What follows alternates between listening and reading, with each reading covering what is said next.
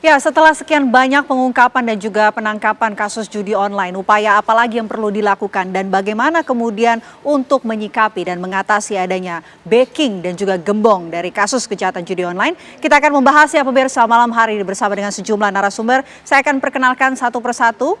Ada Mas Raka, mantan pelaku judi online. Selamat malam, Mas Raka. Sehat, Mas? Alhamdulillah sehat. Alhamdulillah. Selain Mas Raka, ini di sebelah Mas Raka juga sudah hadir. Ada Ibu Hanifah Hasna selaku kriminolog. Selamat malam. Selamat malam, Mbak. Sehat, Ibu? Alhamdulillah. Alhamdulillah. Di sebelah Bu Hanifah, ini ada Irjen Pol Purnawirawan Arianto Sutadi, penasehat Kapolri. Selamat malam, Pak Arianto. Selamat malam, Mbak. Sehat, Selamat Pak? malam. Alhamdulillah. Alhamdulillah sehat. Selain ketiga narasumber kita, pemirsa, kami juga akan menyapa narasumber melalui sambungan virtual Zoom. Ada Pak Khairul Anam, anggota Kompolnas. Selamat malam, Pak Khairul. Malam semuanya, sehat selalu. Baik, sebelum kita memulai diskusi kita bersama dengan sejumlah narasumber, pemirsa, belakangan sejumlah cerita korban judi online menjadi perhatian publik. Beberapa saat lalu publik digegerkan dengan kasus poluan di Mojokerto, Jawa Timur, di mana pelaku ini nekat membawa suaminya yang diduga kecanduan judi online. Seorang poluan yakni Brigadir 1 membakar suaminya yang juga merupakan polisi, Brigadir 1 Dian Dwi Wicaksono, lantaran marah karena sang suami sering menghabiskan uang belanja untuk bermain judi online. Ya, ini adalah sederet kasus kecanduan judi online, pemirsa. Selain itu juga ada kasus lainnya di mana ada Letda R, perwira keuangan atau Paku TNI AD dari Brigif Tribudi Maros, Sulawesi Selatan ditangkap karena menggelapkan uang persatuan sebesar 76 juta rupiah. Ia 876 juta rupiah. Ia nekat menilap uang kesatuan lantaran kecanduan judi online. Ya, kasus lainnya pemirsa, ini ada pegawai Bank Maluku cabang Namlea berinisial ES di Kabupaten Buru, Maluku nekat menggelapkan dana simpanan Bank Indonesia atau BI senilai 1,5 miliar rupiah untuk dipakai bermain judi online. ES menjalankan aksinya tanpa ketahuan selama 1 tahun terakhir dengan cara memalsukan laporan keuangan. Dugaan penggelapan dana yang dilakukan oleh pelaku ini terjadi sejak Desember 2022, di mana ES memanfaatkan posisinya sebagai penanggung jawab titipan BI di Bank Maluku cabang Namlea.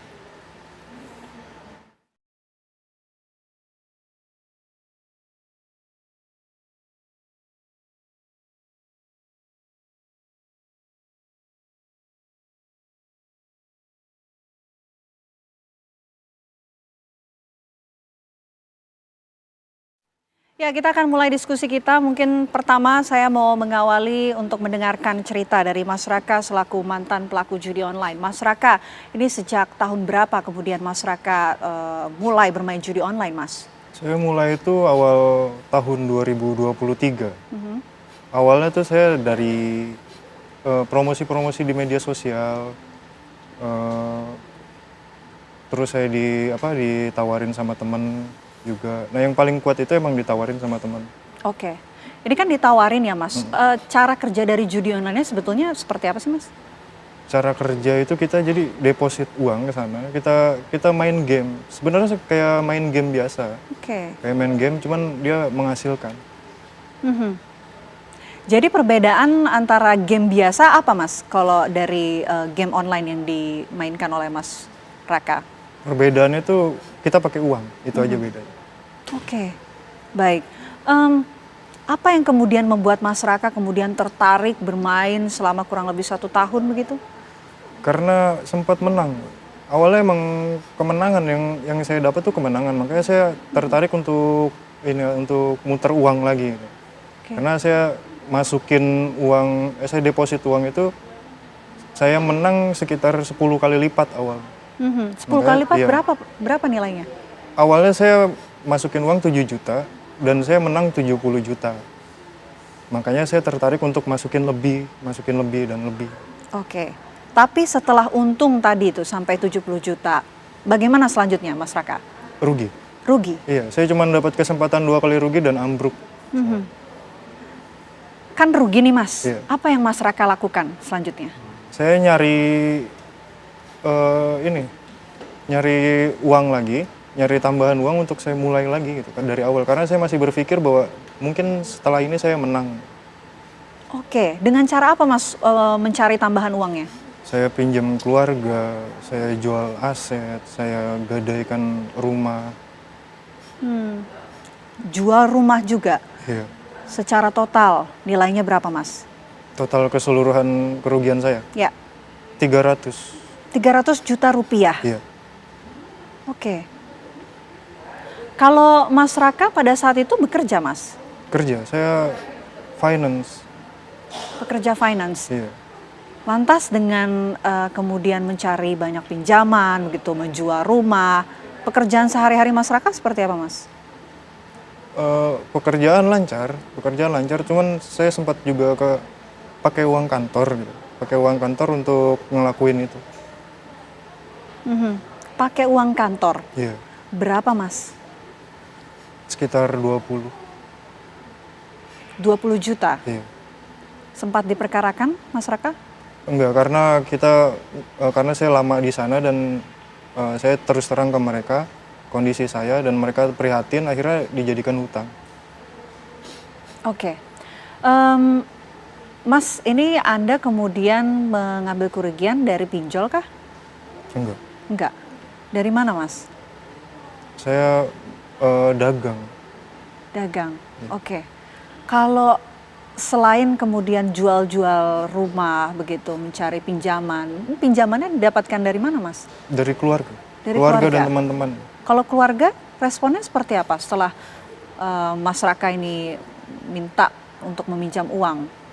Setelah awal pinjam uang sih mereka ngasih gitu. Cuman setelah tahu saya untuk judi, mereka marah. Mereka prihatin sama saya. Akhirnya saya nggak pernah dikasih pinjam lagi. Oke. Setelah terjerat judi online Mas Raka, apa yang kemudian Mas Raka alami? Saya berhenti dari kerja karena masalah itu. Saya ditinggalin calon istri saya. Akhirnya saya ambruk gitu. Saya stres. Oke. Lantas kemudian bagaimana Mas Raka bisa memutuskan untuk berhenti begitu, untuk nggak lanjut lagi nih main judi online? Titik balik saya waktu saya ditinggal sama calon istri saya. Karena saya mau nikah beberapa saat lagi. Saya ditinggal karena saya ketahuan judi online. Nah, itu titik balik saya di situ. Makanya saya berhenti dari semua itu. Oke. Itu yang membuat Mas Raka berhenti. Iya. Tapi sampai saat ini Mas, itu berhenti tahun berapa Mas? 2023 akhir. 2023. Sampai saat ini masih tertarik gak Mas untuk main judi online lagi? Enggak. Karena saya akhirnya sadar bahwa itu semua ilusi. Emang apa sih Mas yang dirasakan begitu selama main judi online sampai gak sadar gitu? Untuk spesifiknya saya tuh main slot. Main slot itu dia perputaran perputaran mesin gitu, perputaran. Nah, dari putarannya itu seolah-olah kayak menghipnotis saya gitu. Untuk saya merasa nyaman di putaran itu. Oke, merasa nyaman dan kemudian terus-menerus meningkatkan nominal begitu ya Mas? Dan kecanduan. Ngerasa nyaman dan kecanduan. Kalau meningkatkan nominal itu karena obsesi. Jadi itu dua hal yang berbeda yang dialami oleh Mas Raka. Iya. Kalau teman dari Mas Raka, ini kan Mas Raka juga sempat ditawari ya oleh temannya Mas Raka ya? Iya. Ini bagaimana nasibnya Mas? Dia juga sama kayak saya. Dia ekonominya hancur, pekerjaannya hancur, semuanya sama. Dan nyari semua yang ada di circle saya pada akhirnya seperti itu. Tapi dulu Mas Raka awalnya iseng nyoba-nyoba atau seperti apa Mas? Karena dapat pengaruh dari media sosial. Saya kan sering lihat selebgram endorse. Terus saya ngeliat di media sosial kayak Facebook itu mereka sering live nunjukin kemenangannya. Terus dari teman-teman saya juga gitu. Saya terpengaruh sama mereka. Jadi itu yang membuat Mas Raka tergiur begitu ya dengan adanya iklan di media sosial dari public figure begitu. Iya betul. Oke, lalu bagaimana kemudian Mas Raka bangkit Mas setelah keterpurukan bermain judi online? Ya pada akhirnya saya ngerasa itu semua salah, itu semua ilusi, saya terjebak sama ilusi itu dan saya maunya sekarang ngelakuin usaha yang real gitu. Karena nggak ada hasil yang baik itu diperoleh sama cara yang buruk. Buat saya slot itu buruk. Oke, tapi setelah berhenti main judi online, sulit nggak sih Mas untuk bangkit? Untuk recovery-nya sulit Mbak, terutama Apa yang mental. membuat sulit? Terutama di mental gitu, karena kan saya terpuruk itu meninggalkan banyak hutang. Iya. Oke, hutangnya sampai saat ini masih ada? Masih masyarakat? berjalan. Berapa Mas? Sekarang baru terbayar setengahnya dari 300 itu. 300 juta baru kurang lebih 150 juta. 150. Bagaimana kemudian Mas Raka membayar dan menyicil hutangnya Mas Raka? Saya usaha untuk dagang, pada akhirnya saya cuma kembali ke dagang gitu. Saya ngandelin penghasilan dari berdagang itu. Ada nggak sih penyesalan Mas Raka? Penyesalan ada, cuma ya udah lewat juga, udah terjadi. Andai saya dulu nggak tergiur untuk mendapatkan hasil yang lebih dari itu, mungkin saya nggak akan seperti ini. Tapi begini Mas, untuk judi online atau game online yang tadi sempat Mas Raka sampaikan ya, bagaimana kemudian Mas Raka memastikan bahwa ini terpercaya begitu dan yakin bahwa keuntungan ini bisa didapatkan lagi setelah sempat menang satu kali? Karena mereka punya pola. Polanya apa? Setiap setelah kita kalah kita menang. Kebanyakan saya tahu mungkin itu mitos dari teman-teman saya. Setiap kita kalah itu kita menang pasti. Makanya saya ngerasa bahwa saya dikasih kesempatan kalah untuk menang. Gitu. Oke. Dan itu uang keuntungannya bisa langsung diambil dan juga dinikmati begitu ya Mas ya? Iya langsung. Oke. Baik.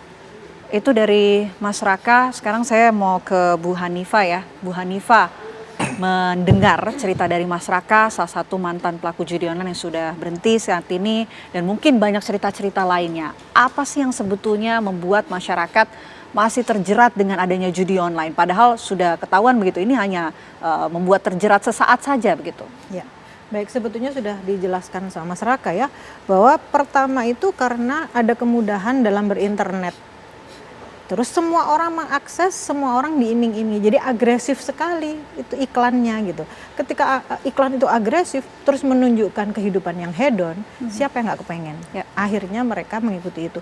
Padahal dengan dia sudah mengikuti itu, yang kena kan wiring system. Jadi ada bagian otaknya yang rusak sehingga dia jadi adiksi. Nah, ketika adiksi, dia sudah tidak bisa menghentikan karena dopaminnya keluar terus. Dia ingin mencapai kesenangan-kesenangan baru. Nah, kesenangan-kesenangan baru itu membutuhkan modal yang besar. Untung Mas Raka ini bisa menghentikan di 1 tahun pertama dia terjerat. Jadi adiksinya masih 1 tahun dan dia ada titik balik untuk membuat dia baik. Tapi yang lain, karena ketika dia sudah kecanduan judi online, yang terpengaruh secara sosial, finansial, mental, seperti yang disampaikan Mas Raka, mentalnya kena. Secara sosial pasti dia dijauhi sama orang, karena ngutang aja sekarang udah nggak bisa, ya kan? Finansial, kalau sudah berkeluarga itu biasanya terjadi kekerasan dalam rumah tangga, karena dia akan menjual semua aset yang ada di rumah. Terus dalam kondisi mental yang buruk, dia akan menjadi pribadi yang agresif, sehingga dia cepat sekali menyerang, dia cepat sekali marah, dan dia tidak bisa menjadi pribadi yang baik di rumah itu. Nah, tidak jarang terjadi kekerasan dalam rumah tangga, bahkan pembunuhan atau bunuh diri ketika dia sudah tidak bisa menyelesaikan permasalahan itu. Nah, ini kan dampak secara jangka panjang kan menjadi besar, kecuali Mas Raka untuk orang-orang yang cepat untuk sadar gitu, walaupun dengan kerugian yang luar biasa, seperti itu. Oke, baik. Setelah pengungkapan dan juga penangkapan dari kasus judi online ini, upaya apa sebetulnya yang perlu diperbaiki dan juga ditingkatkan oleh pihak kepolisian? Tapi dijawab nanti Pak Haryanto usai jeda. Kami jeda terlebih dahulu pemirsa. Apa kabar Indonesia Malam akan kembali sesaat lagi untuk Anda.